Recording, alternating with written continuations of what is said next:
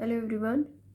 Today we are going to discuss about the meaning of capital market. In the last video we have discussed about the money market that is the type of financial market. I told you that financial market is of two types, that is money market and capital market. And in the previous video we have discussed about the money market and its instrument, and today we will discuss about the capital market. What is capital market means? So what is money market? Money market is a market from where we can raise short term funds, and capital market is a market where we can raise long term funds. तो एक ऐसा market होता है जहाँ से हम long term funds या medium term funds को रेज कर सकते हैं. कैपिटल मार्केट को हमने फर्दर टू पार्ट्स में क्लासीफाई किया है, primary market and secondary market. Primary market वो मार्केट होता है जहाँ पर हम अपनी सिक्योरिटीज़ को, न्यू सिक्योरिटीज़ को इशू करते हैं. न्यू सिक्योरिटीज़ को इशू करते हैं. लाइक आपके कोई भी शेयर्स हैं, डिबेंचर्स हैं या कोई भी सिक्योरिटी है आपकी, तो first time you will have to issue दो सिक्योरिटीज़ इन प्राइमरी मार्केट. जबकि सेकेंडरी मार्केट जो होता है, इस मार्केट को हम स्टॉक एक्सचेंज मार्केट भी बोलते हैं. स्टॉक एक्सचेंज इसका दूसरा नाम होता है. और it is a market where second hand securities will be bought and sold, जहाँ पर सेकेंड हैंड सिक्योरिटीज़ को बेचा और ख़रीदा जाता है. सेकेंड हैंड सिक्योरिटीज़ कौन सी होती हैं? लाइक ये फर्स्ट हैंड सिक्योरिटीज़ हैं. यहाँ पर पहली बार आपने सिक्योरिटी को सेल किया, यानी कि कंपनी ने, मान लीजिए मुझे सेल किया अपनी सिक्योरिटीज़ को. First time the company will issue the securities in the primary market. And for example I have purchase the securities in the from the primary market. तो जब मैंने प्राइमरी मार्केट से कोई भी सिक्योरिटीज़ को परचेज़ किया, अब मुझे उन सिक्योरिटीज़ को सेल आउट करना है. Then in which market I will have to go in the secondary market, that is stock exchange market. क्योंकि अब वो कैसी सिक्योरिटीज़ हो गई हैं? सेकेंड हैंड सिक्योरिटीज़ हो गई हैं, राइट. तो आज हम पढ़ेंगे प्राइमरी मार्केट के बारे में कि प्राइमरी मार्केट क्या होता है and how the company can issue the securities in the primary market. तो प्राइमरी मार्केट एक ऐसा मार्केट होता है जहाँ पर सिक्योरिटीज़ को फर्स्ट टाइम सेल किया जाता है, राइट. पहली बार सेल किया जाता है, यानी कि फर्स्ट टाइम जहाँ पर कोई भी कंपनी अपने शेयर्स को इशू करती है, उस टाइप के मार्केट को हम बोलते हैं प्राइमरी मार्केट, या इसका दूसरा नाम न्यू इशू मार्केट भी होता है. यहाँ पर सिर्फ नई सिक्योरिटीज़ को इशू किया जाता है.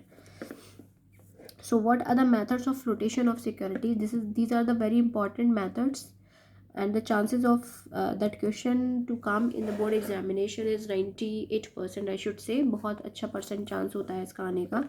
तो methods of protection of securities का मतलब होता है ऐसे कौन कौन से मेथड्स हैं by which a company can issue their securities in the primary market. First one is offer through prospectus. एक कंपनी अपने शेयर्स को, अपनी सिक्योरिटीज़ को प्रोस्पेक्टस के थ्रू इशू कर सकती है. ये हम लोगों ने 11th स्टैंडर्ड में भी पढ़ा था, that if any company want to issue their shares to the general public then he will have to issue the prospectus.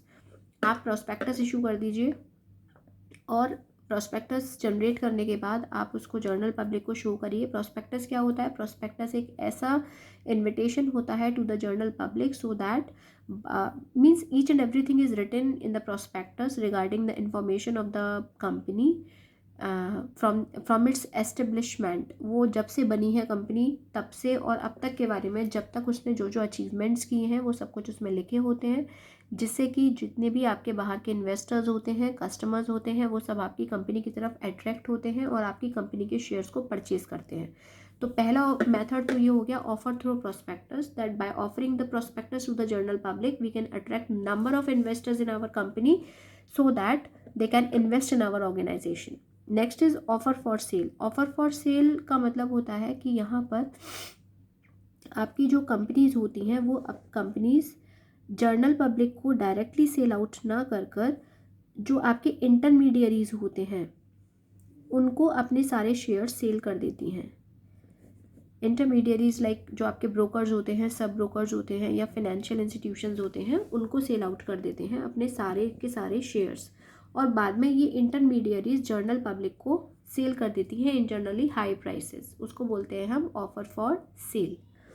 Next is private placement. Private placement में आपकी जो कंपनी होती है वो अपने कुछ प्राइवेट क्लाइंट्स, जो बड़े बड़े क्लाइंट्स होते हैं, उनको, सिलेक्टेड क्लाइंट्स को अपने सारे शेयर्स इशू कर देती है. वो जर्नल पब्लिक को इशू ना कर कर किसको इशू करती है?